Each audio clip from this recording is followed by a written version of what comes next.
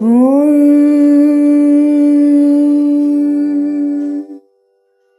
ద్వైత విశిష్టవాద కుశవైరద్వైత భక్తృర్చితం సార విచార చారు మనసం సంఖావతం వల్లభం స్వాప్తానాప్త సమస్త జీవ సదయం జ్ఞానాశ్రయమాశ్రయం స్వాప్తానాప్త సమస్త జీవ సదయం జ్ఞానాశ్రయమాశ్రయం వందే ద్వైత గురుం జగతాం ధీశంకరం శంకరం వందే ద్వైత గురుం జగతాం ధీశంకరం శంకరం.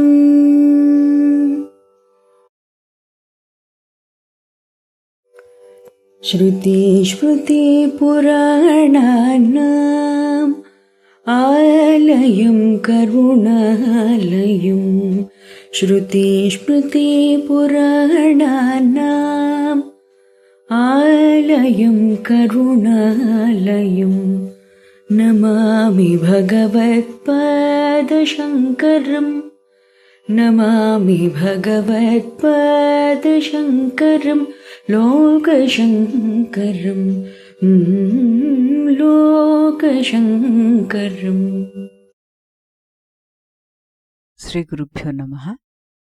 శ్రీ శ్రవణ ఛానల్కి శ్రోతలందరికీ కూడాను మరొకసారి స్వాగతం.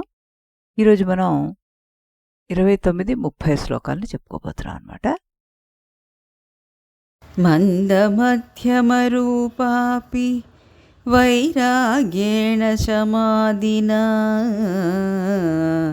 ప్రసాదేన గురోసేయం ప్రవృద్ధా సూయతే ఫలం.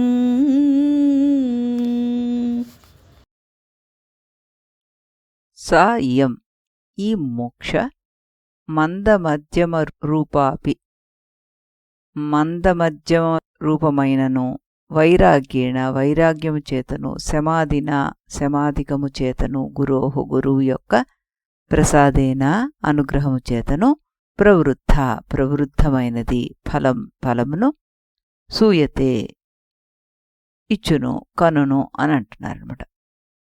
ఏం చెప్తున్నారంటే ఈ ముముక్షత్వం అనేది మందశ్రేణికి మధ్యమ శ్రేణికి చెందినవాడైనప్పటికీ, అంటే మోక్షకాంక్ష మిక్కిలి బలవత్తరంగా లేకపోయినప్పటికీ, అంటే ఏ కొంచెం ఉన్నా కూడాను గురువు యొక్క దయ వల్ల ఆ అల్ప ముముక్షత్వమే పెరిగి ఫలం అవుతుంది అంటూ ఇక్కడ చెప్పడం జరుగుతుందన్నమాట. ఎవరికైతే మోక్షం పొందాలన్న కోరిక ఎక్కువగా ఉంటుందో వారు ఏది నిత్యం ఏది అనిత్యం అనే విషయాన్ని తెలుసుకోగలుగుతారు. వారికి అనిత్యమైన వాటి మీద వ్యామోహం ఉండదు. ఇలా సాధకుడిలో కోరిక మందంగాను మధ్యమంగాను ఉన్న వ్యామోహం తొలగిపోయిందో వారికి వైరాగ్యం దానంతరదే వస్తుంది అంటున్నారు. ఆత్మానుభవం పూర్తిగా కలిగిన గురువు తనకు తెలిసిన ఆధ్యాత్మిక సంపద అంతా వీలైనంత స్పష్టంగా శిష్యుడికి తెలియజెప్తారనమాట.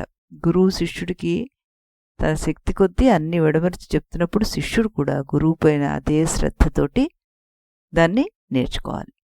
మనం ఒక చెరువు నుంచి మంచినీరు తెచ్చుకుంటున్నప్పుడు ఆ చెరువుకు ఒక బిందెను తీసుకెళ్తాం. అలాగే ఇంకొకరు మన బిందె కన్నా కొంచెం పెద్ద బిందె తెచ్చుకోవచ్చు. చిన్న బిందెలోని నీరు కొంచెం తక్కువగాను పెద్ద బిందెలో నీరు కొంచెం ఎక్కువగాను ఉంటే అది బిందె తప్పు కాదు, నూతి తప్పు కాదు. మనం తీసుకువెళ్ళిన పాత్రకు సరిపడా నీరు బిందెను బట్టి తెచ్చుకుంటాం. అలాగే గురువు యొక్క కృప కూడా శిష్యులందరిపైన ఒకే రకంగా ఉంటుంది.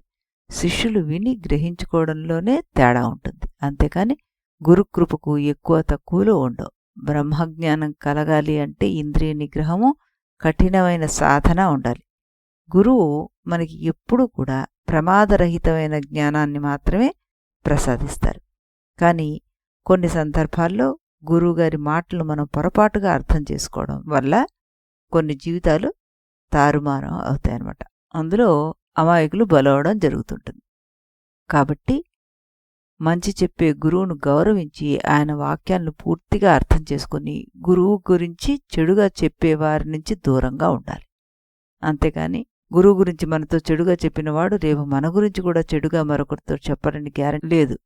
సద్గురువు మనకు కొన్ని ముఖ్య విషయాలను తెలియజేస్తున్నారు. ఏమిటి? పేదరికము, రోగము, ధనము ఈ ఒక్కసారి మన దగ్గరికి వచ్చాయంటే తిరిగిపోవడం చాలా కష్టం. అలాగే గడిచిన కాలము, వయసు, పోయిన పరువు ఇవి కూడా మళ్ళీ మనకి తిరిగి రావు. జీవితాంతం మనం ఉన్నా లేకపోయినా ఉండేవి కీర్తి, జ్ఞానము, చదువు. ఇవి ఒకసారి వస్తే ఎప్పటికీ వదలవు. ఇవన్నీ గురువుగారి ద్వారా మనం తెలుసుకొని రేపటి తరానికి అర్థమయ్యే విధంగా మంచి పుస్తకాలు, ఆధ్యాత్మిక గ్రంథాలు, భక్తి గీతాలు, భజనలు అలవాటు చేసినట్లయితే ఎంత ఎదిగినా వారి మనస్సులో మంచి భావాలు పోవు. సరికదా వారి కృషి వల్ల మరో గురువు సమాజంలోకి రాగలుగుతాడు. కాబట్టి సద్గురువు లభించాలి అంటే శిష్యుడికి గొప్ప సంకల్ప బలం ఉండాలి. కర్మయే పునర్జన్మకు హేతు అని మనం చెప్పుకున్నాం. గురువు యొక్క కృపతో ఎవరిని వారు ఉద్ధరించుకోవాలి, కానీ మనల్ని ఎవరో వచ్చి ఉద్ధరిస్తారా అని అనుకోవడం తప్పు. జన్మల మీద జన్మలు ఎత్తుతూ ఈ కష్టాలు, బాధలు అనుభవించాలని కోరుకోవడం కన్నా వీటి నుంచి బయటపడడానికి సద్గురు యొక్క పాదాలను ఆశ్రయించక తప్పదు అంటున్నారు ఇక్కడ విశ్లేషకురాలు. చక్కటి విశ్లేషణ ఇది. సగం మనసుతోటి కార్యం మొదలుపెట్టినా కూడాను సాధారణ సాధకుడు అంటే ఇంకా పూర్తిగా ఆ పట్టుదల అవి రాకపోయినా కూడా గురు కటాక్షం చేత అభివృద్ధి చెంది వైరాగ్య బలం చేత సమాధి గుణ సంపత్తి చేత అధిక ఫలాల్ని పొందుతాడు అంటూ ఇందులో చెప్పడం జరుగుతుందన్నమాట. ఇప్పుడు మనం దాని తర్వాత శ్లోకాన్ని కూడాను వినేద్దాం. వైరాగ్యం చ ముముక్షుత్వం తీవ్రం యస్య తు విద్యతే తస్మిన్నేవార్థవంతః స్యుః ఫలవంతః సమాదయః. ఇప్పుడు ఈ శ్లోక ప్రతిపదార్థ తాత్పర్యాలను తెలుసుకుందాం. యస్య ఎవడికి, తీవ్రమైన, వైరాగ్యంచ వైరాగ్యము, ముముక్షత్వం మోక్షేచ్ఛ విద్యతే ఉంటుందో, తస్మిన్నేవ వాడి విషయంలో, సమాదయ అంటే సమాధి షట్సంపత్తి ఏదైతే ఉందో, ఫలవంతః ఫలము కలవిగాను, స్యుహు అగును అన్నారు. సమాదయ అన్న శబ్దాలకి సమాధి శబ్దాలు అని అంటే ఇంతవరకు చెప్పుకున్న సమాధమ, ఉపరతి, తితిక్ష, శ్రద్ధ, సమాధానం అంటూ చెప్పుకున్నాం కదా, ఇవన్నీ కూడాను అని అర్థం వస్తుందన్నమాట. వైరాగ్యము, ముముక్షత్వము అనే లక్షణాలు ఎవరి ఎందైతే తీవ్రంగా ఉంటాయో అలాంటి వాడికి ఈ శమధమాదులే చరితార్థాలయ్యి ఫలవంతాలవుతాయి అంటున్నారు. అధికారుల్లో మంద, మధ్యమ, తీవ్ర భేదాలుంటాయి. మంద మధ్యమాధికారుల ముముక్షత్వం గురుకృప వల్ల ఫలవంతం అవుతుంది అంటూ చెప్తున్నారు. ఇందులో తీవ్ర వైరాగ్యము, ముముక్షత్వము శ్రేష్ఠుడైన అధికారి విషయం చెప్పారు. ఇంకా దీన్ని మనకి విశదీకరిస్తూ వెళ్తున్నారనమాట. తర్వాత 2 శ్లోకాల్లో కూడా మనకు అదే చెప్పడం జరుగుతుంది. ఆ తర్వాత మనకి గురు సేవ గురించి బోధించడం జరుగుతుందనమాట. ఇక్కడ చెప్పడం ఏం జరుగుతుందంటే, ఈ ముముక్షత్వం అన్నది ఏమీ ఒక్క రోజులో తీవ్రంగా వచ్చేదు, కానీ వైరాగ్యం ఏదైతే అనిత్యం అన్నది జ్ఞానం మనం సంపాదించామో, సమాధి సంపత్తి ఏదైతే అంతరంగాన్ని శుద్ధి చేసిందో, వీటన్నిటికీ తోడు గురు కృప గనుక మనకు ఉంటే అది పరిపక్వం అవుతుంది అన్నారు. తద్విద్ధి ప్రణిపాతేన పరిప్రశ్నేన సేవయ అంటూ భగవద్గీతలో చెప్పడం జరిగింది. గురువును ఆశ్రయించాలి, వినయంతో ప్రశ్నించాలి. ఆయన మనకి ఆ శాస్త్ర పరిజ్ఞానాన్ని అందించడమే కాకుండా జ్ఞానచక్షువులవుతారు గురువులు. ఈ 30వ శ్లోకం మనకి ముముక్షత్వం గురు కృపతోటే పెరుగుతుంది అంటూ చెప్తున్నారన్నమాట. ఈ సమాధి సంపత్తి రత్నాలు, కానీ వాటికి జీవం ఇచ్చేదే ముముక్షత్వం. మళ్ళీ మనం రేపు ఇదే సమయానికి ఇదే ఛానల్లో మరో 2 శ్లోకాలతోటి కలుద్దాం. అంతవరకు స్వస్తి. इति गुरुवाक्यम्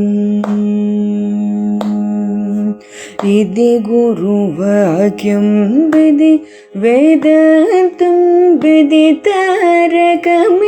ब्रह्ममु इति गुरुवाक्यं विधि वेदान्तं विदितारकमिति ब्रह्ममु इति మొదలిది నడుమిది తుది తెలిసిన ఇది మొదలిది నడుమిది తుది తెలిసిన వాడేవాడోగా ఇది గురువాక్యం బిది వేదాంతం బిది తారకమిది బ్రహ్మము ఇది గురువాక్యం.